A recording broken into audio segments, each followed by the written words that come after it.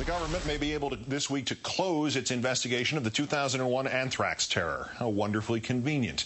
A fleshed-out case characterized as circumstantial by a thorough journalistic assessment, and the lone mad scientist cannot answer any of it because he's dead.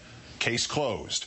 However, in our third story in the countdown, it may not remove that word circumstantial, and it won't even address the troubling collateral issue, how the Bush administration reportedly pushed FBI Director Robert Mueller to prove this narrative, that the 2001 attacks were in fact a second-wave terror effort by al-Qaeda or by somebody from the Middle East.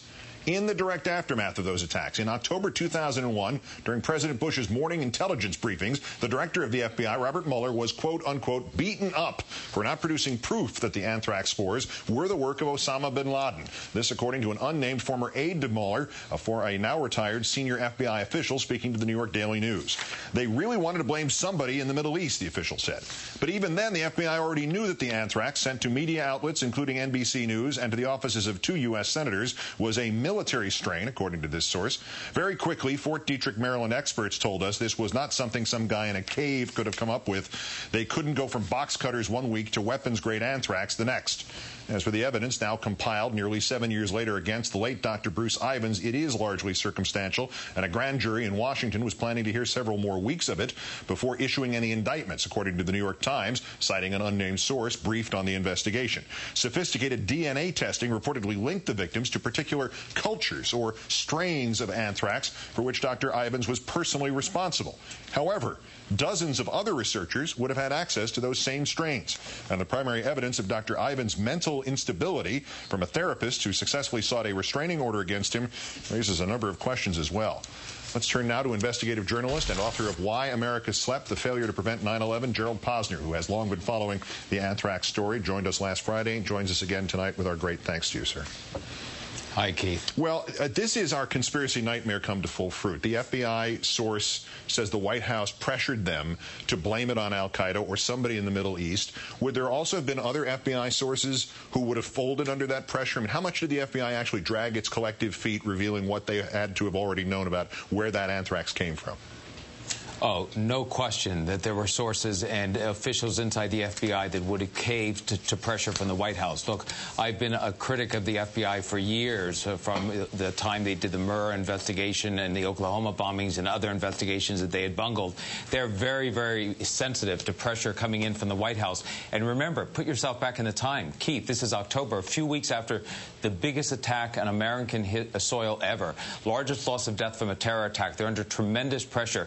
Everybody's worried about the next shoe dropping. Is there going to be another terror strike coming up? Anthrax is out there, and you've got the President of the United States saying, I want this tied to al-Qaeda. There's little doubt that this pushed some people either down the wrong investigative path, it slowed up the real path from being found of who was responsible for it, and they did know, as you said a moment ago, that this was weapons-grade anthrax. They had not gone, the hijackers, from box cutters to weapons-grade anthrax that fast, but nobody, including Mueller, had the guts to stand up to the president and say this is just wrong. All right, from the New York Daily News story to the New York Times story that the evidence against this late Dr. Ivins is circumstantial at best. There's nobody easier to convict than a dead man. Are you sold on the idea that he was involved? Are you sold on the idea of the lone mad scientist theory? I'm certainly not sold on the theory of the lone mad scientist. I'm not even sold right now on the fact that he was involved, and I'll tell you why. All we are hearing is one side of the evidence. We're getting it leaked out, as it always is by the government, bit by bit about what happened. And as you said, it's absolutely, at best, a circumstantial case. The big thing they're hanging their hat on right now is the fact that they have a new DNA type of evidence for bacteria that can isolate this form of anthrax back to a flask that was in the laboratory that he handled, as did at least 10 other people, and possibly dozens. They have him in New Jersey, supposedly, at a time when mail was sent out with anthrax spores from places in Princeton, and they have him holding a P.O. box at a postal office inside of Frederick, Maryland, where some of the envelopes were bought that they think that they can trace back to this. So it's a case where any good defense attorney, a Mark Garagos, an F. Lee Bailey in his heyday, a Roy Black, they would relish this type of case. They could knock it out of the ballpark. I have to say one thing. We cannot allow allow, I really believe this, on a case this important on the Anthrax investigation, for a rush to judgment in a matter in which the prime suspect is dead of an apparent suicide. And the key witness against that prime suspect now seems to be the therapist who filed the restraining order against him, Dr. Ivins, Ms. Dooley. To put it kindly, her story doesn't seem to be particularly airtight. Among other things, she misspelled her own job title, therapist, in the paperwork. And this timeline is all screwy. Let's look at this graphically. She says Ivins was committed on July 10th, signed himself out of the hospital on July 16th. Her restraining order was filed on July 24th. How does a biological weapons expert with fantasies supposedly of mass murder get to sign himself out of a psychiatric facility? And what's the deal with this woman? Well, I'll tell you, the more I look into this, the more questions I have about her. You're right. She did spell therapist wrong on the application for a restraining order. She represented herself, but she did spell subpoena right, although she got the tense wrong. But I must tell you something. Go on. I suggest to any of the people watching tonight, go on. Maryland has a great public records file on the Internet. You can go on there. You can put in her name. You can find out that she has a somewhat unusual past. In '92, she was she was charged with her husband for battery on her husband. It was a civil complaint. She was picked up with drug paraphernalia at one point. She had a bankruptcy in '99.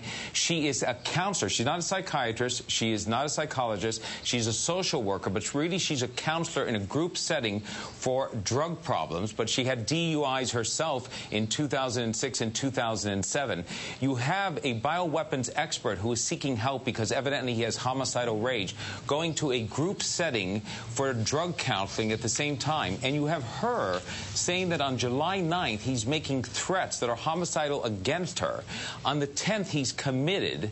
On the 16th, he checks himself out. We don't know how. And what's remarkable about it is she doesn't go for a restraining order for another 8 days, even though supposedly a bioweapons expert with homicidal threats is out there. She doesn't go to the police, the FBI, or even for a restraining order for 8 days. It raises more questions than it gives me answers.